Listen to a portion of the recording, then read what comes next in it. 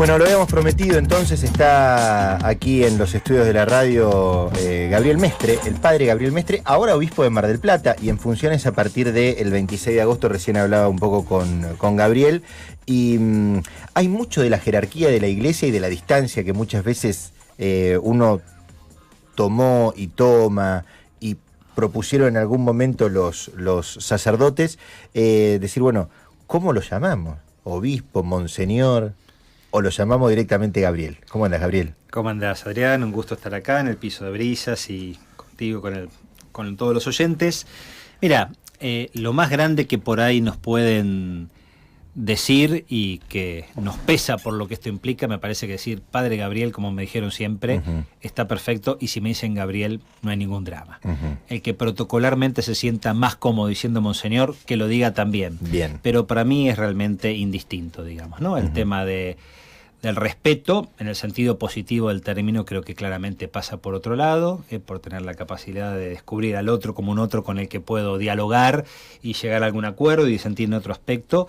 Entonces no pongo el acento claramente en esto, ¿no? Entonces que cada uno se maneje con total y absoluta libertad. Bueno, es una de las verdaderas modificaciones también que me parece que ha tenido la iglesia, ¿no? Digamos, sin ser algo extraordinario, tiene que ver con lo cotidiano, ¿no? Con poder tener un trato con el clero, que antes era mucho más distante, ¿no? Y que hoy en realidad es uno más.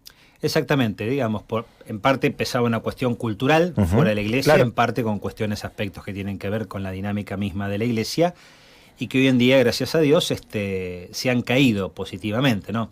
Es llamativo el Papa cuando llama a alguien, le dice, llama al Padre Jorge, claro. Hoy en día, siendo Papa, digamos, claro. Ni siquiera es el arzobispo de Buenos Aires, el Papa de la Iglesia Católica, y él tiene esta perspectiva de muchos decirle, no sé si a todos, pero habla el Padre Jorge, digamos, ¿no? Entonces, creo que ahí el Papa mismo nos da cátedra de manera particular a los curas y a los obispos, que somos los que llevamos la conducción directa de nuestras diócesis y de nuestras parroquias, en esto de tener una actitud cercana, una actitud más llana, donde toda persona, desde el más creyente al menos creyente, desde el más rico al más pobre, pueda tener acceso directo, cordial y simple con aquel que cumple una función en la iglesia de pastorear una parroquia o una diócesis. Bien, te toca ser obispo siendo muy joven y de la diócesis de Mar del Plata, del cual sos nativo marplatense.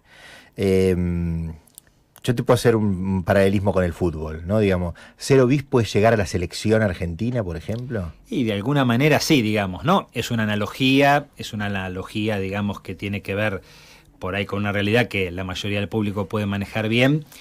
Uno podría decir en esto, tenemos que tener cuidado en la iglesia, y esto el Papa Francisco lo plantea siempre con claridad, con esto de hacer carrera, digamos, ¿no? Claro, es decir, claro. A veces como que esto se ha metido lamentablemente muchas veces en la iglesia, y se puede perder libertad, no solamente un cura, un obispo, sino un laico en la parroquia o en la diócesis, en esto de hacer carrera para tener el mejor cargo y ser valorado y ser tenido en cuenta. Es decir, o la llave del salón parroquial. Exacto, veces. El que tiene las llaves tiene poder, digamos, claro. Y deja entrar a quien quiere y a quien no quiere, digamos. Entonces, uno podría decir esto, el Papa en esto es bien claro, digamos, ¿no? Entonces, sacar la dimensión de la carrera, que por ahí es legítima en el ámbito empresarial, en el ámbito militar, en el ámbito futbolístico y deportivo en general, en la iglesia no debe ser así. Entonces uno dice, bueno, pero obviamente que ser obispo de una diócesis como Mar del Plata implica una enorme responsabilidad y una enorme visibilidad y un gran reconocimiento. Entonces no lo negamos, ¿no? Claro. Evidentemente el Papa, entre los que tenía que elegir, me eligió a mí, pudiendo haber elegido otros 15 o 20 obispos ya ordenados muy buenos y mejor que yo, posiblemente más de uno, o 70 curas que podrían haber sido también obispos de Mar del Plata muy buenos. Entonces ahí hay un reconocimiento, yo diría esa palabra. Pero que el peso de la responsabilidad y la carga que implica, por ser joven por un lado y por el ser del mismo lugar, como vos decías, por otro, bueno, a mí me compromete de manera muy seria.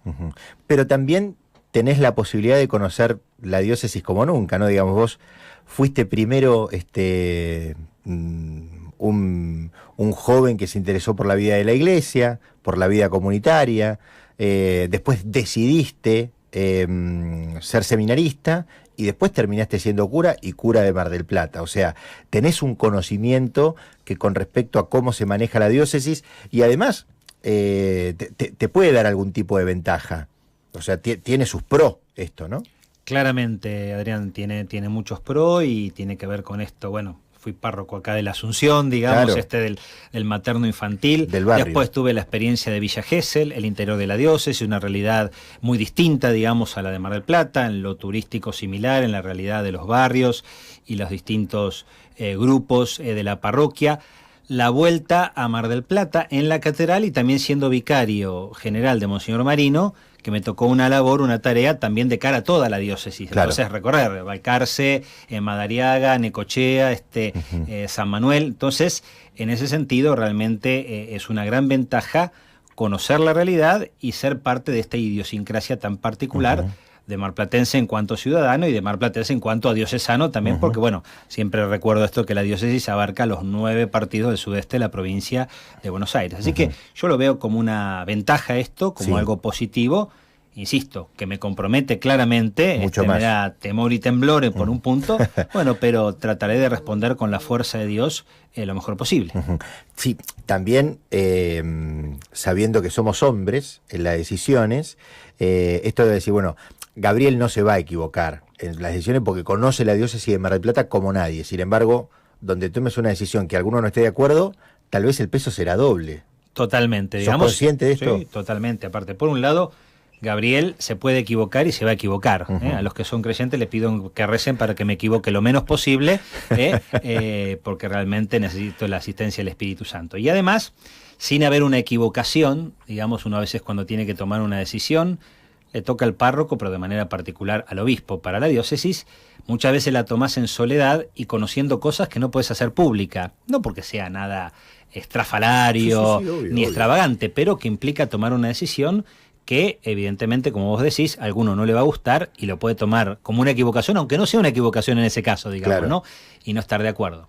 Es parte del desafío de la tarea educativa, de la conducción, como a pequeña escala, pero no de manera menos serio, le pasa a un papá y una mamá cuando da un permiso o no da un permiso, un papá o una mamá cuando decide mandar a su hijo a esta escuela o a esta otra escuela, o que haga esto o lo otro. En definitiva, esto es parte de la dinámica de la vida.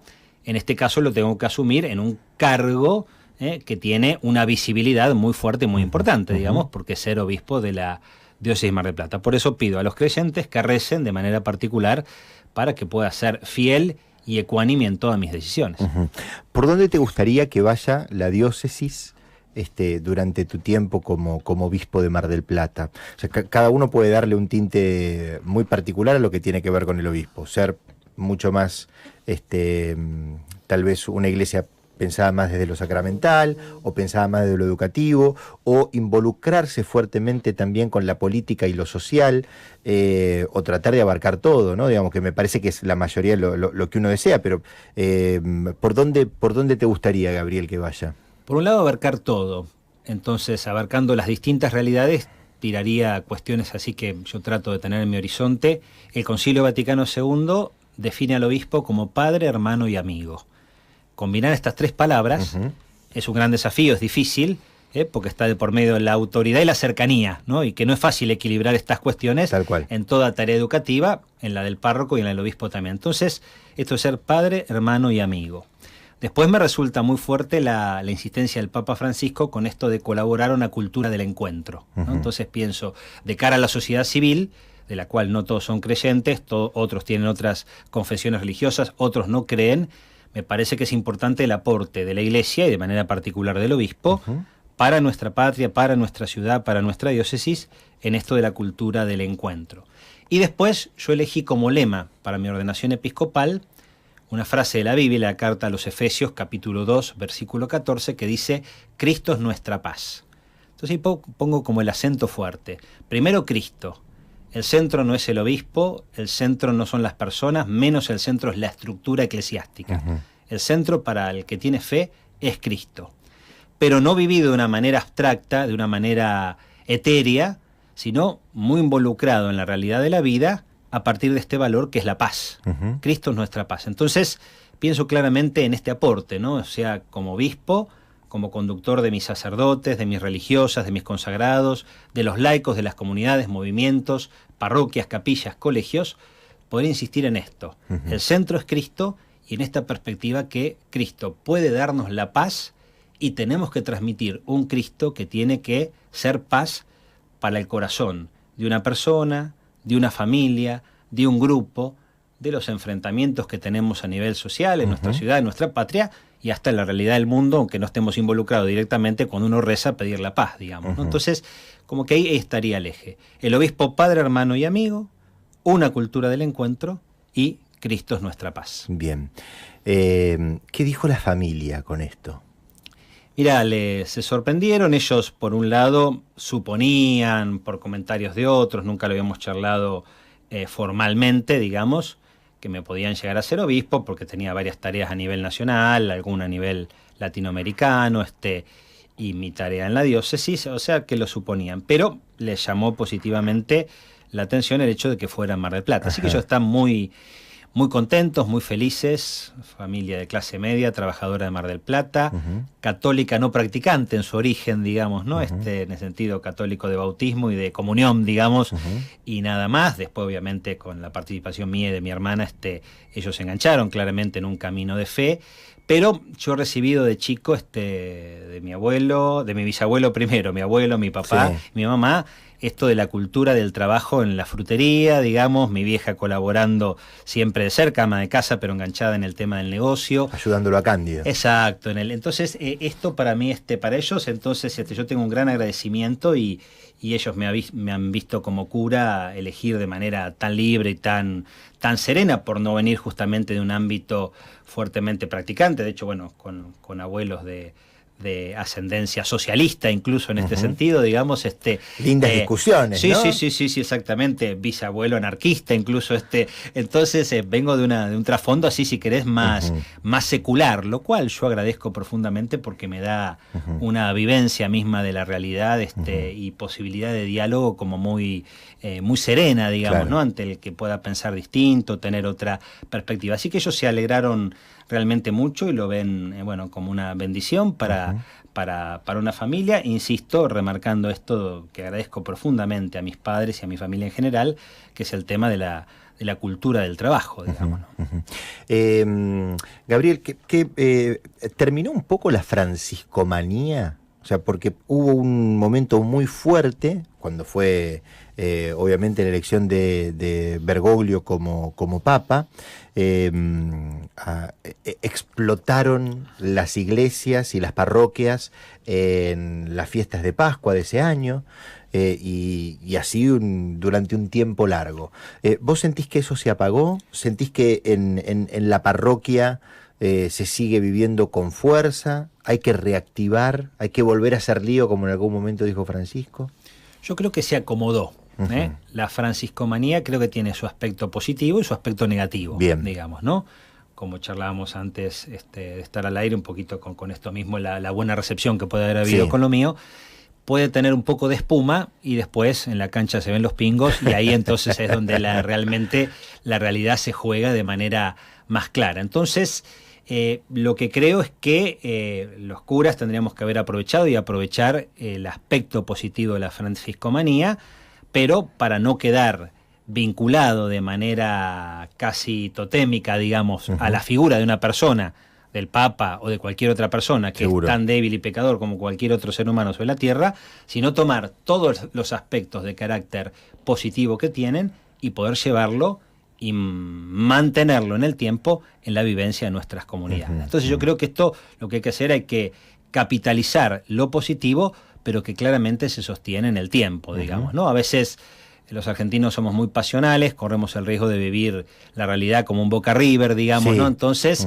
bueno, explotamos, pero si después no lo podemos sostener, no tiene mucho sentido, ¿no? Entonces yo creo que eso se va encauzando, siempre está de por medio, en el caso del Papa, me parece, la discusión también que se ha generado en torno a algunos gestos pastorales del Papa que se han leído en clave política. Digamos, ¿no? Que es inevitable, ¿no? Uno cuando estudia, y le he preguntado a algunos más por ahí, a los polacos y a algunos alemanes que he tenido contacto, que incluso con Benedicto y con Juan Pablo II pasó en su momento también, bueno, como que es una realidad inevitable, hablar, digamos, ¿no? Con Juan Pablo, convengamos que por la puerta de Polonia, en algún punto empieza a abrirse lo que tiene que ver con la caída de la cortina de hierro, exactamente, ¿no? Digamos, sobre todo con Carlos Boctila, ¿no? Exacto, claramente. Entonces, creo que en ese sentido también, ha sido función, a veces gente que no ha terminado de entender o porque se ha quedado con una imagen por ahí parcial de un gesto pastoral del Papa, entonces creo que se va ubicando y creo que es bueno, digamos, y que la cosa se juega en el día a día. Las dos últimas preguntas. La primera es ¿qué te duele de la diócesis de Mar del Plata? No en general como de lo que abarca la diócesis de Mar del Plata, o sea, de estos 9 partidos del sudeste de la provincia de Buenos Aires.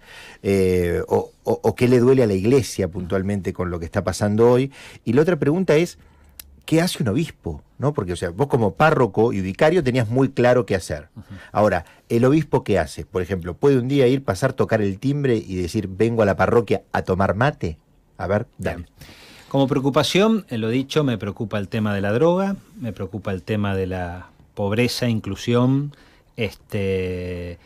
asociada a temáticas que van a veces vinculadas, como es el tema de la violencia de género, el tema de trata de personas, y vinculado con este tema, el tema de la seguridad e inseguridad, ¿no? Creo que eso es un combo, no soy un analista político para ver qué va primero, qué va segundo, qué va tercero, pero que está vinculado entre sí y creo que es una preocupación fuerte de cara a lo social, donde la respuesta del obispo, de la iglesia, es una respuesta religiosa comprometida con esa realidad, digamos, ¿no? Entonces, ahí como que estaría el foco, se hace mucho, hay que hacer mucho más y podemos hacer mucho más, me quiero exigir, voy a exigir a mis comunidades que esto podamos dar una respuesta lo más creativa y genuina posible en esto.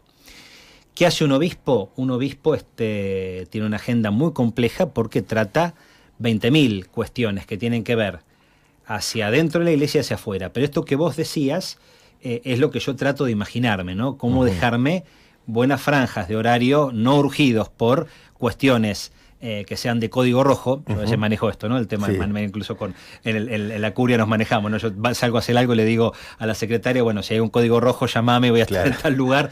Digamos, que los códigos rojos no manejen mi vida, sino que pueda tener este contacto, además de las confirmaciones, de las fiestas patronales, en esto de pasar. De hecho, es lo que hice, ¿no? Mi nombramiento fue el martes, el jueves a la tarde me fui a la parroquia Santa Rita, una de la periferia de nuestra ciudad, participé por la feria americana que estaban haciendo para juntar unos mangos para tener alimentos, charlando con la gente, las dificultades que tienen con las personas en situación de calle, con la Noche de la Caridad. De ahí me fui a celebrarle misa a las monjas de las Hermanas de la Caridad que tienen los enfermos con HIV, les avisé el mismo día, ¿puedo ir, hermano? Pero perfecto, vino el párroco. El jueves a la noche me fui a cenar con las Carmelitas, ahí al lado de Villa Marista. Es decir, entonces trataré de manejarme de esa manera, respondiendo a una agenda prefijada, que es lógico, que tiene que ver para las cuestiones directas de la Iglesia, para lo que tengan que ver con el ámbito protocolar en diálogo con las instituciones de nuestra ciudad y de nuestra diócesis, y poder tener un margen de libertad de recorrer mucho, ¿no? Monseñor Arancedo tenía muchos esquemas. Cuando yo llegué de párroco a Villa Gesell, la mujer, una mujer paraguaya, Agripina, encargada de la capilla KQP, se acordaba que Arancedo iba a confirmaciones a Madariaga y pasó por Gesell, entró a la capilla estaba cerrada un día a la tarde y fue a tomar 2 mates con Agripina, una paraguaya muy fervorosa, muy trabajadora de la comunidad de Villa Gesell, tomó 3 mates con Agripina y siguió viaje. Y Agripina no lo olvidó más. No lo olvidó más, digamos, ¿no?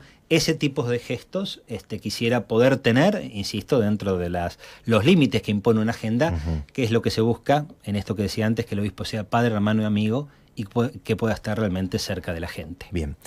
Gabriel, es un gusto. Ya has estado acá en esta situación charlando mano a mano varias veces, algunas veces conmigo, con otros conductores de la radio, y nos seguiremos encontrando. Y obviamente Brisas tiene las puertas abiertas para seguir contando lo que se puede realizar con este compromiso que vos hablabas recién con respecto a la iglesia. Así que te agradezco mucho y felicitaciones. Muchas gracias, Adrián, y bueno, un saludo especial desde acá, desde Radio Brisas, que realmente siempre nos abre las puertas, las tareas y a los servicios de la iglesia, y un saludo fuerte a todos los oyentes de la radio. Seguimos. Brisas, segundo.